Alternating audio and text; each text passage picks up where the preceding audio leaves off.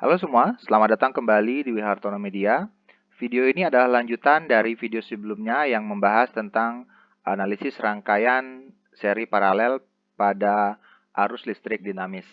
Nah, pada video ini kita akan melanjutkan pembahasan tersebut dengan membahas beberapa satu atau dua nomor contoh soal. Oke, bagi kalian yang belum menonton video analisis tentang rangkaian seri paralel pada listrik dinamis yang sudah saya buat yang berkaitan dengan video ini, silahkan tonton dulu video tersebut. Jadi silahkan klik linknya di bagian atas ini, silahkan menonton. Kemudian jika sudah, kita lanjutkan ke pembahasan pada video kali ini. Oke, langsung saja sekarang kita mulai pembahasan untuk contoh soal yang pertama. Jadi pada soal ini katanya diminta tentukan hambatan total, kuat arus total, dan arus pada R8, R3, dan R7. Oke, dari suatu rangkaian yang diberikan ini. Nah, kita lihat bahwa di sini ada sebuah baterai yang bertegangan 12 volt dihubungkan dengan 8 resistor seperti ini gambarnya. Oke, sebelum kita mulai menentukan hambatan total, jadi di sini pada bagian yang awal ini kita akan bahas hambatan total dulu. Jadi ini yang diberi warna putih ya yang kita bahas. Kita harus menentukan dulu bagaimana aliran arusnya. Jadi arus mengalir dari baterai keluar dari kutub positif. Berarti arusnya ke atas, arus total namanya. Kemudian arus total belok ke kanan melewati R1. Kemudian arus total di sini terbagi menjadi 3 ya, ada 3 cabang. Yang pertama namanya IA yang melewati R2. Kemudian yang kedua adalah IB melewati R3 dan yang ketiga adalah IC melewati R4. Kemudian di titik ini IA, IB, IC kembali bergabung menjadi I total dan di sini I total kembali terbagi menjadi 2. Yang pertama namanya arus D yang melewati R6 dan R7 dan yang kedua namanya arus E yang melewati R5. Kemudian di sini arus D dan arus E kembali bergabung menjadi I total dan melewati R8 dan akhirnya sampai pada kutub negatif. Oke, setelah itu kita harus tentukan dulu apakah dalam aliran arus itu ada percabangan atau tidak. Nah, di sini kita melihat bahwa ada 2 kali arus total terbagi, berarti ada 2 percabangan ya. Percabangan pertama yang ini bisa seperti itu, dan ini kita anggap sebagai percabangan yang kedua. Oke, kita bahas dulu percabangan yang pertama. Karena IA, IB, IC merupakan kelompok arus cabang, maka R2, R3, dan R4 itu merupakan kelompok resistor paralel. Dan untuk menggabung R2, R3, R4, kita gunakan cara paralel. Kita sebut namanya R paralel pertama, dan nanti ini R paralel kedua. Oke, untuk RP1 rumusnya kan ini, KPK per A tambah B tambah C. Karena di sini ada 3 cabang, berarti sampai C. Nah, selanjutnya, KPK dari 12, 6, dan 4. Jadi, atau bisa kalian cari bilangan berapa yang bisa membagi 12, 6, dan 4. Bilangan itu kan bisa 12, bisa 24, 36, dan seterusnya. Dan silahkan pilih. Saya pilihnya 12. Oke. Kemudian dibagi 12. Untuk nilai A itu 12 bagi 12. 12 bagi R2 ya. Berarti sama dengan 1. Jadi A-nya 1. Untuk nilai B itu 12. Ini KPK-nya dibagi R3. Berarti 12 bagi 6 sama dengan 2. Dan untuk C itu adalah KPK dibagi R4 atau 12 bagi 4 sama dengan 3. Sehingga di sini kita dapatkan RP-nya adalah 12 per 6 ini ya. 12 per 6 sama dengan 2 ohm. Jadi ketiga resistor ini kita bisa ganti dengan satu resistor yang hambatannya 2 ohm. Oke, sekarang kita selesaikan satu lagi yang paralel. Kita sebut dia RP2. Ya, jadi kita sebut RP2.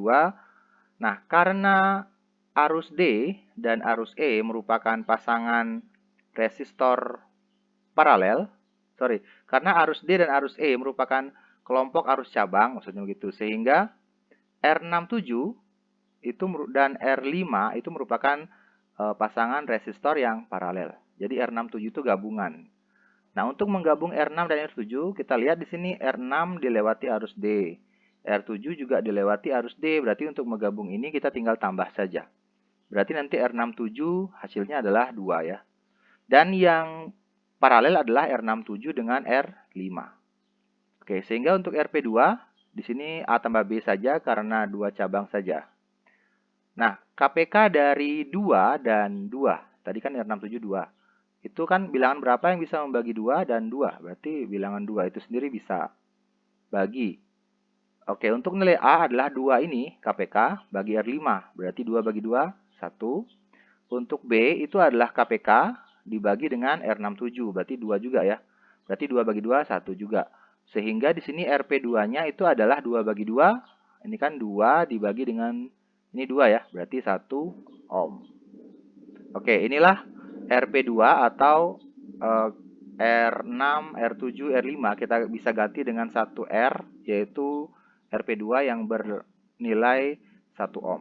Nah, setelah paralelnya kita sederhanakan masing-masing, maka gambarnya bisa berubah, rangkaiannya bisa berubah seperti ini. Jadi di sini, di cabang ini sudah tidak ada, kita sudah ganti menjadi RP1. Kemudian cabang ini juga sudah tidak ada, kita sudah ganti dengan RP2. Oke, seperti itu. Nah, kita lihat di sini, untuk R1, itu kan dialiri arus total. Kemudian untuk RP1 dialiri oleh arus total juga, karena dia kan arusnya IA tambah IB tambah IC, bergabung menjadi arus total.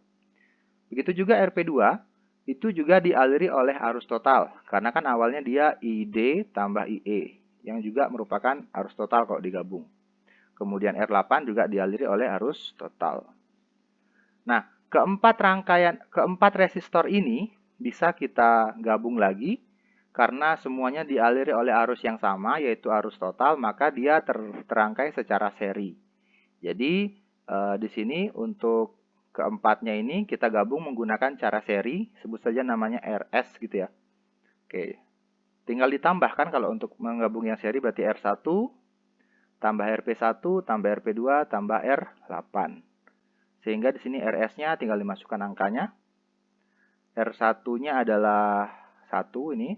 RP1 adalah 2, kemudian RP2 itu nilainya 1, dan R8 itu nilainya 2. Sehingga RS-nya itu adalah 6 ohm. Nah, perhatikan di sini setelah keempat ini digabung, maka rangkaiannya juga bisa berubah menjadi seperti ini. Jadi 4 ini gabung tinggal 1 saja. Dan itu tadi namanya RS. Nah, karena R-nya tinggal 1, maksudnya, maka inilah yang dimaksud sebagai R total atau R pengganti. Karena tinggal 1 seperti ini. Dan itu sama dengan nilai RS, yaitu 6 ohm. Oke, seperti itu pembahasan untuk menentukan R totalnya atau hambatan penggantinya. Sekarang kita bahas yang kedua, bagaimana nilai kuat arus total. Oke, perhatikan. Ini slide yang berikutnya. Tadi kita sudah dapat RS-nya 6 ohm, RP2 1 ohm, kemudian RP1 2 ohm. Kita mau cari sekarang kuat arus total. Nah, untuk mencari kuat arus total ini cukup mudah. Kita tinggal terapkan hukum Ohm, di mana hukum Ohm itu adalah I sama dengan V per R.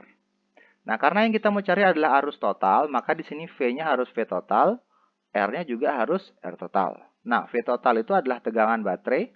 Kemudian R total itu kan tadi sama dengan RS ini. Kita sudah dapat nilainya yaitu 6 ohm. Maka di sini arus totalnya tinggal kita bagi V-nya 12, V total, V baterai. Kemudian dibagi R totalnya sama dengan RS yang sama dengan 6 ohm. Berarti 12 bagi 6. Jadi arus totalnya adalah 2 ampere. Oke. Seperti itu untuk mencari kuat arus total. Cukup sederhana, yang penting sudah dapat R totalnya. Berikutnya kita lanjut ke pembahasan yang soal yang berikutnya, ditanya berapa arus pada R8, R3, dan R7.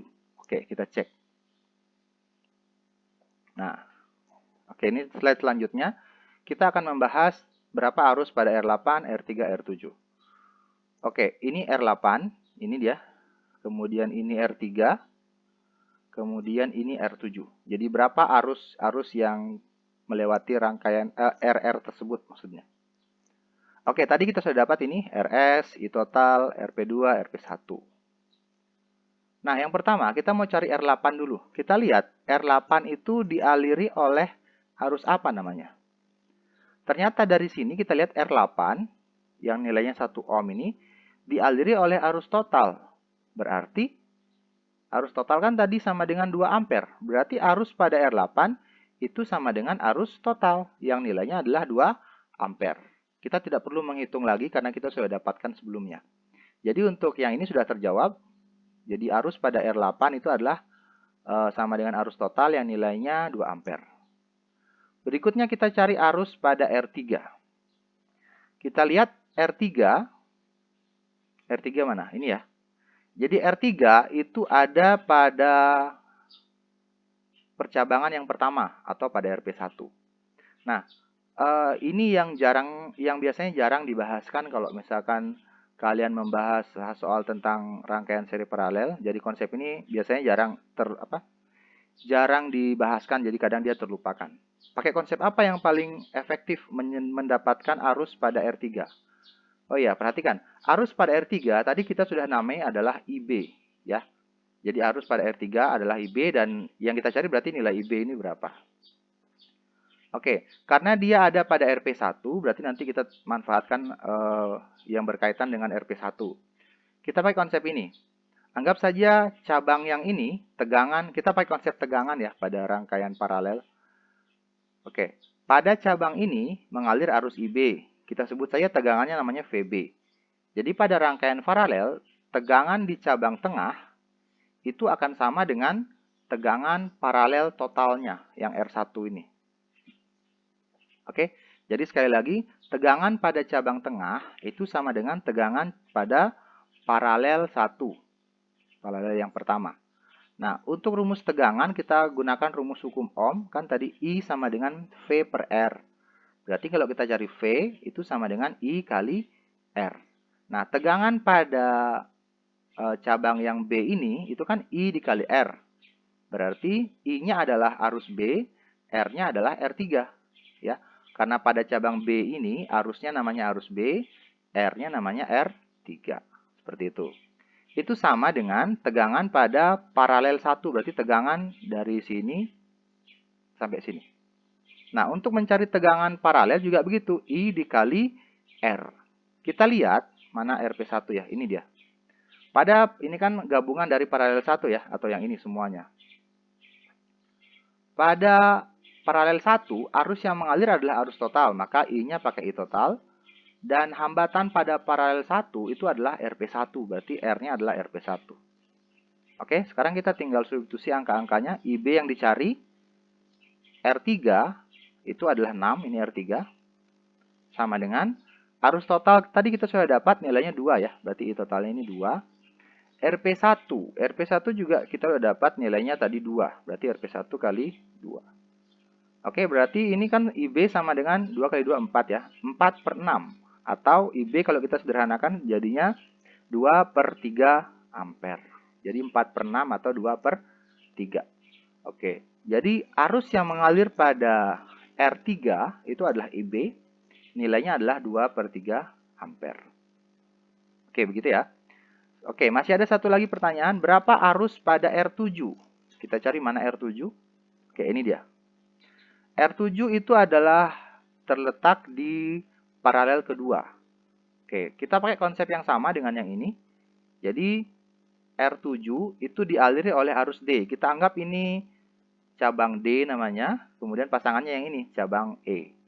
Kita juga pakai konsep tegangan. Jadi, seperti ini.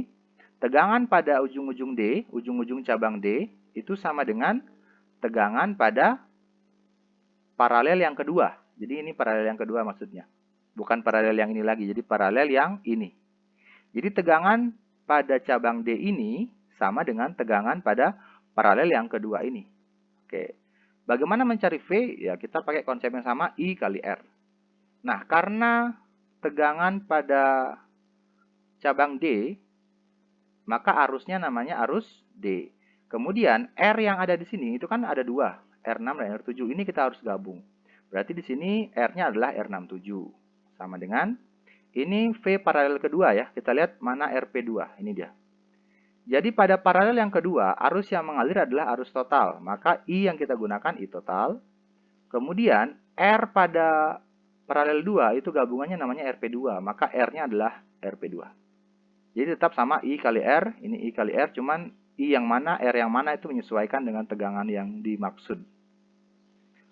Oke, nah kita mau cari tadi arus pada R7. Arus pada R7 itu namanya tadi ID ya. Berarti ID ini yang kita mau cari.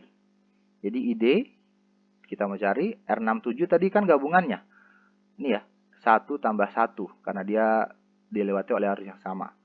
Berarti R67 adalah 2. Itu sama dengan arus total sudah didapat tadi nilainya 2. Sedangkan RP2 itu nilainya adalah 1. Seperti ini.